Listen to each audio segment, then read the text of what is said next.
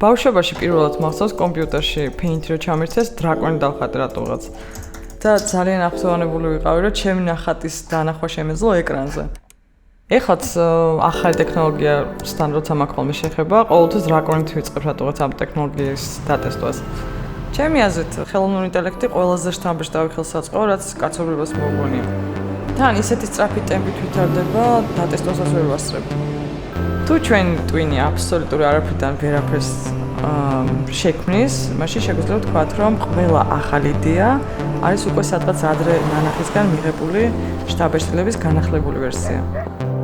დღეს ხელოვნური ინტელექტი უამრავ ახალ შესაძლებლობას იძლევა ყველა სფეროში.